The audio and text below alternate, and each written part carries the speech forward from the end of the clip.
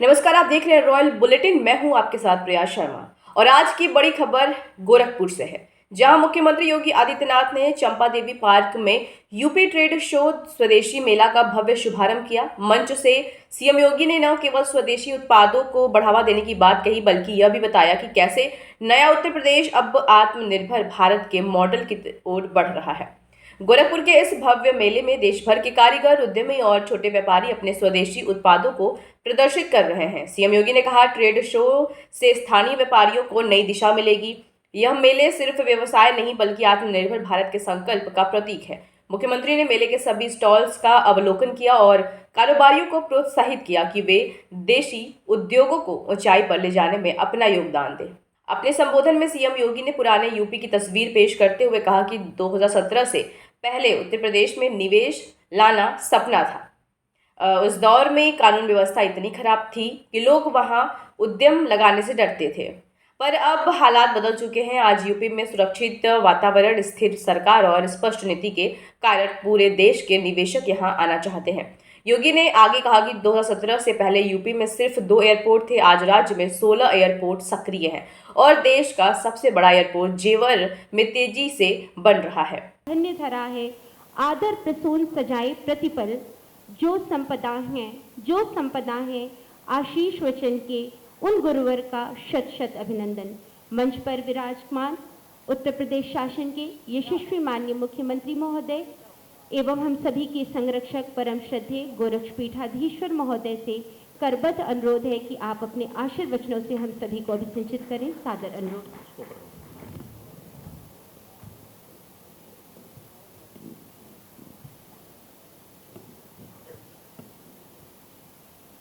गोरखपुर विकास प्राधिकरण के ईडब्ल्यूएस व एलआईजी आवासों के अधिकार पत्र सौंपने और लगभग 120 करोड़ रुपए की लागत की परियोजनाओं के लोकार्पण और शिलान्यास के लिए आयोजित आज के समारोह में उपस्थित केंद्रीय मंत्री श्री कमलेश पासवान जी, गोरखपुर के लोकप्रिय सांसद श्री रविकिशन शुक्ला जी,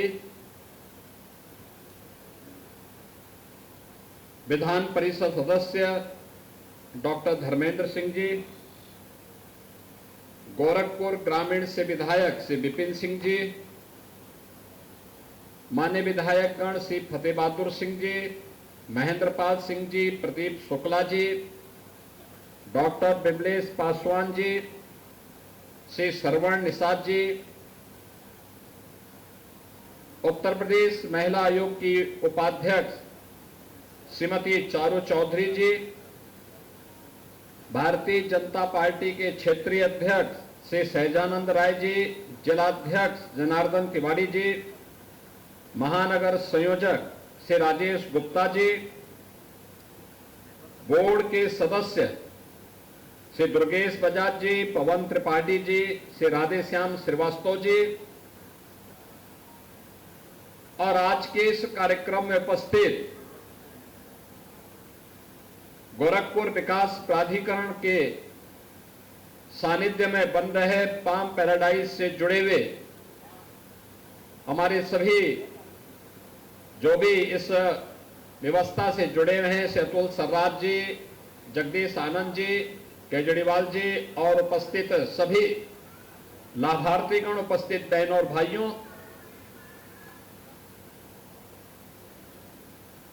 कोई भी परिवार होता है उसकी एक तमन्ना होती है कि वह अपने बल पर, अपने दम पर उसका अपना घर हो, सिर ढकने के लिए उसे छत प्राप्त हो। और आज 160 परिवारों को, जिनमें से 80 को ईडब्ल्यूएस और 80 को एलआईजी फ्लैट इस हाई राइज बिल्डिंग में प्राप्त हो रहे हैं। मैं इसके लिए उन सभी को, जिन्हें दीपावली के पहले इतने शुभ मुहूर्त में, कार्तिक मास के शुभ मुहूर्त में, और उसमें भी रवि किशन का गाना फ्री में सुनने को प्राप्त हुआ हो। एक फिल्मी हीरो फ्री में गाता नहीं है, लेकिन आपके लिए देखो, गोरखपुर वालों को तो फ्री में उन्होंने गाना सुना दिया। इन सभी के यह आपको उनके जुड़ने का अवसर प्राप्त हुआ, जिसके लिए वो लाखों रुपया लेते हैं, वो फ्री में। और यहां पर 160 परिवारों को आवास उपलब्ध हो रहा है। इसके लिए दीपावली का ये उपहार आपको प्राप्त हो रहा है। इसके लिए मैं आप सभी को हृदय से बधाई देता हूं, हमारी शुभकामनाएं। गोरखपुर के विकास से जुड़े हुए 120 करोड़ रुपए की परियोजनाएं भी जो गोरखपुर विकास प्राधिकरण के द्वारा गोरखपुर के विकास के लिए दी जाने वाली योगदान है, उसका भी लोकार्पण और शिलान्यास का कार्यक्रम अभी यहां पे संपन्न हुआ है। यह सचमुच एक सपना होता है किसी भी नौजवान का, किसी भी परिवार का, एक सपना। और सपना यह होता है कि उसका अपना घर हो। यह सपना साकार होना, अपना घर का सपना साकार होना, उसके जीवन की एक बहुत महत्वपूर्ण घटना होती है। आज इन 160 परिवारों का, यानी 160 परिवारों का मतलब, अगर एक परिवार में 5 से 6 लोग होंगे तो भी 6 से 7 लाख, 6 से 700 यानी 700 लोग सीधे सीधे इस योजना से लाभान्वित होते हुए दिखाई दे रहे हैं। और इसके लिए मैं आप सबको दीपावली के पहले मिले इस उपहार के लिए हृदय से बधाई देता हूं, अपनी शुभकामनाएं देता हूं। इसमें सबसे पहला उपहार तो मिला है गोरखपुर विकास प्राधिकरण की जीडीए की हाउसिंग स्कीम में जो लोग विस्थापित हुए हैं, ऐसे 40 परिवारों को यहां पे ईडब्ल्यूएस और एलआईजी के फ्लैट उपलब्ध करवाए गए। और बाकी 120 परिवार वे हैं जिन्हें लॉटरी के माध्यम से, जो गोरखपुर के निवासी थे, लॉटरी के माध्यम से उन्होंने आवेदन किया और आवेदन के माध्यम से उनका नाम आया और उनको यह आवास उपलब्ध कराया जा रहा है। मुझे जो बताया गया कि 9000 से अधिक लोगों ने आवेदन किया और आवास में सौभाग्यशाली आप थे कि आप में से 160 लोगों को यह सुविधा प्राप्त हो पाई। जो 9000 से अधिक लोगों ने आवेदन किया है, ये जरूरतमंद हैं। और मैं विकास प्राधिकरण से कहूंगा कि प्रयास होना चाहिए उन लोगों के लिए आवास की प्रक्रिया को हम तेजी के साथ आगे बढ़ाएं, ऐसे ही हाई राइज बिल्डिंग बनाएं, अच्छा आवास दें। देखिए, इस आवास की जो सबसे बड़ी विशेषता है वह ये कि जो ईडब्ल्यूएस के आवास बने हैं, ये ईडब्ल्यूएस के आवास यहां पर जो बने हैं, इसमें 35 वर्ग मीटर में यह आवास बना है। 5,40,000 रुपए का राशि आपको देना होगा और यह आवास आपको उपलब्ध हो गया है। ये 5,40,000 रुपए का आपको आवास प्राप्त हो रहा है। इसकी जो कीमत है, बाजार का जो दाम है, यह लगभग 13 से लेके 15 लाख रुपए पड़ती है। लेकिन शासन के द्वारा छूट दी जा रही है, उस आधार पर यह 5,40,000 रुपए इसका रेट तय किया गया है, जिससे हर गरीब के पास अपने सिर को ढकने के लिए छत प्राप्त हो सके। ऐसे ही जो आवास यहां पे उपलब्ध करवाए गए हैं एलआईजी के आवास में जो व्यवस्था दी गई है वह 41 वर्ग मीटर का है और जिसमें 10,80,000 रुपए की राशि उसके लिए उसका रेट निर्धारित किया गया है। लेकिन सरकार को उसको बनाने में जो पैसा खर्च हुआ है, उसके निर्माण में वह लगा है लगभग 19 से 20 लाख।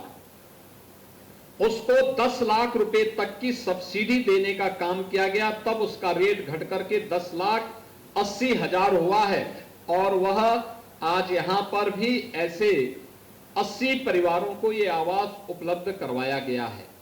मैं इसके लिए जिन लोगों के लिए आवास प्राप्त हुए हैं उन सबको मैं हृदय से बधाई देता हूं। दो प्रकार से, एक तो हाई राइज बिल्डिंग में आपको आवास, बेहतरीन व्यवस्था में आवास की सुविधा, छोटे परिवार के लिए बेहतरीन आवास, रामगढ़ ताल भी है, बगल में जू भी है और इसी के बगल में, जू के ही बगल में रवि किशन का आवास भी है। यहीं पे वे भी रहते हैं। देखिए, एक फिल्म में हीरो इसलिए रह रहा होगा क्योंकि अच्छा लोकेशन होगा, इसीलिए तो रह रहे हैं। और एकदम आपके आवास की तरह ही उनका आवास भी दिखाई दे रहा है। वो तो कह रहे हैं कि साहब मैं वो छोड़ने को तैयार हूं, मुझे यहां अगर आवास मिल जाए तो। हमने कहा भी नहीं, ये गोरखपुर के उन लोगों के लिए है जिनके पास सिर ढकने के लिए अभी तक छत अपनी स्वयं की मेहनत से वे लोग नहीं तैयार कर पाए। उनको ये आवास पहले मिलना चाहिए। आपने एक बार कब्जा किया ही है तो उसको बनाए रखिए। एक आवास जो आपके पास है उसको रखिए, गरीब के अधिकार को मत लीजिए। लेकिन यह आवास आपके लिए एक सुनहरा अवसर है आगे बढ़ने के लिए। और हमारा प्रयास होना चाहिए कि जो व्यक्ति एक बार लाभान्वित हो जाता है, अगली बार दूसरे लोगों को इस सुविधा प्राप्त हो। इससे पहले भी हम लोगों ने गोरक्स इनक्लेव के रूप में एक आवासीय व्यवस्था उसका लॉन्च किया था, बगल में आपके चंपा देवी पार्क के पास। इससे पहले हम लोगों ने राप्ती नगर में भी गरीबों के लिए बने हुए आवास की एक स्कीम वहां लॉन्च की थी और पत्रकार फोरम को भी वहां पर एक व्यवस्था दी थी। आज आवश्यकता है हर तबके के लिए आवास मिले, गरीब के मिले, स्ट्रीट वेंडर के लिए मिले, रोज श्रमिकों को आवास प्राप्त हो और साथ साथ अलग अलग तबके के लोगों के लिए, पत्रकारों के लिए अलग से और व्यवस्था आनी चाहिए, अधिवक्ताओं के लिए, चिकित्सकों के लिए, शिक्षकों के लिए और भी अलग अलग व्यापारियों के लिए, उद्यमियों के लिए, अलग अलग तबके के लिए आवासीय स्कीम समय समय पे निकाल करके उन्हें अच्छे आवास देने की एक व्यवस्था की जानी चाहिए, जिससे हर व्यक्ति के पास अपने सिर को ढकने के लिए एक आवास की सुविधा मिल सके, एक छत प्राप्त हो सके। बहनों और भाइयों, देश के अंदर पिछले 11 वर्ष में 4 करोड़ गरीबों को प्रधानमंत्री मोदी जी ने एक एक आवास उपलब्ध करवाया। आप अनुमान करिए, 4 करोड़ लोगों को ये फ्री में आवास उपलब्ध करवाए गए। उत्तर प्रदेश में हम लोग अब तक 60 लाख गरीबों को एक एक आवास फ्री में उपलब्ध करवा चुके हैं। 60 लाख से अधिक गरीबों को। जब नीयत अच्छी होती है तो कार्य भी अच्छे होते हैं। जब जनता जनार्दन अच्छी सरकार चुनती है तो चुने गए अच्छे लोग अच्छा कार्य करते हैं, उससे विकास भी होता है और गरीबों का कल्याण का मार्ग भी प्रशस्त होता है। एक गरीब के लिए विकास भी आगे बढ़ती है और विकास के इन कार्यों का लाभ गरीबों को इसी रूप में प्राप्त होता है। आपने सिफारिश नहीं की होगी, इसमें किसी ने आवास के लिए रवि किशन से किसी ने सिफारिश करवाई क्या? कोई नहीं कराया होगा, क्योंकि अगर कराता तो होने वाला होता, वो भी नहीं हो पाता है।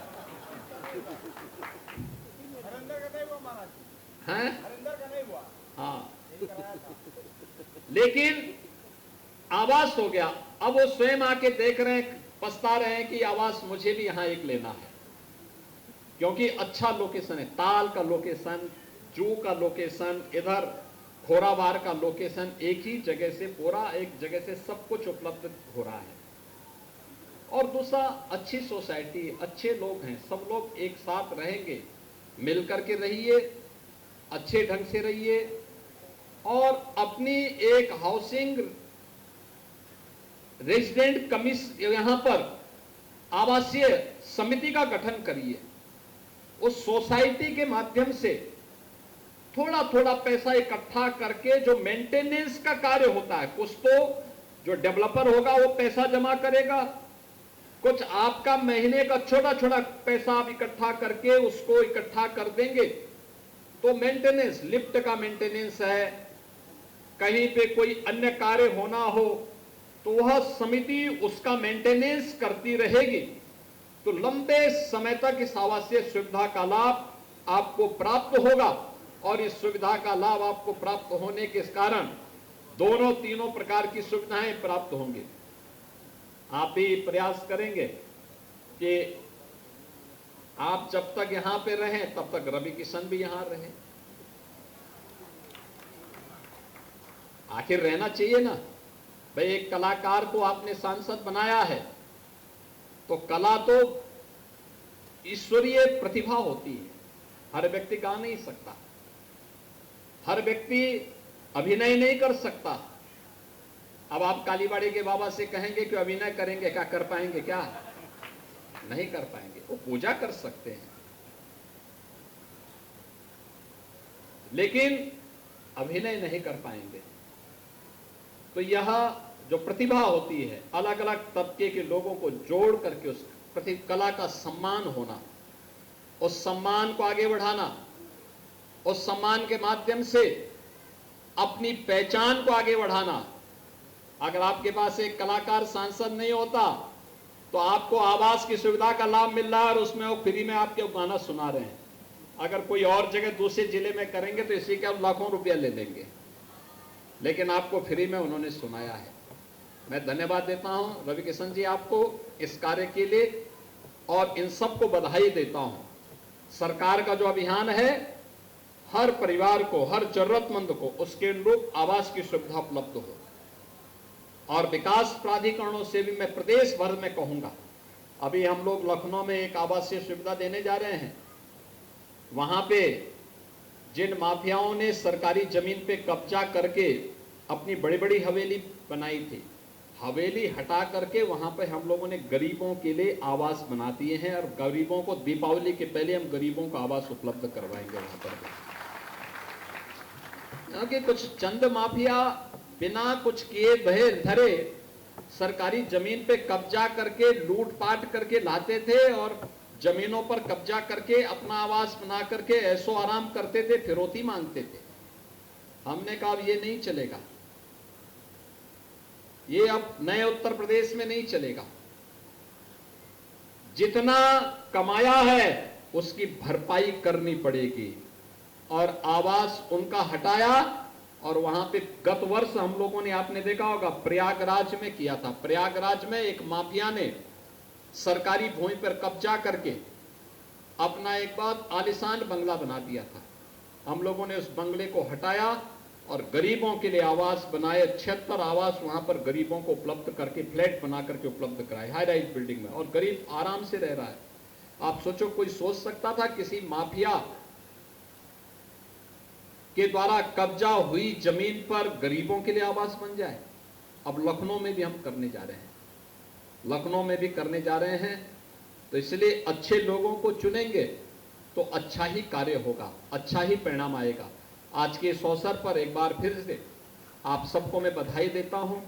इन योजनाओं का लाभ, यानी 160 परिवार को तो ये आवास की सुविधा प्राप्त हो ही रही है। विकास के तमाम अन्य कार्य यहाँ पर हो रहे हैं। बहुत जल्दी हम लोग खोराबार की स्कीम को भी आगे बढ़ाने में सफल होंगे। इस विश्वास के साथ आप सबके प्रति मेरी मंगलमय शुभकामनाएं हैं। धन्यवाद। जय हिंद।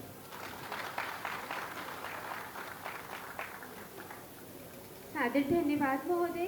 कार्यक्रम के समापन के इस सत्र में हम माननीय मुख्यमंत्री महोदय के लिए अनुरोध करेंगे स्मृति चिन्ह। यह परिवर्तन सिर्फ ढांचे का नहीं, मानसिकता का भी है। पहले लोग यूपी से भागते थे, अब यहीं लौट रहे हैं।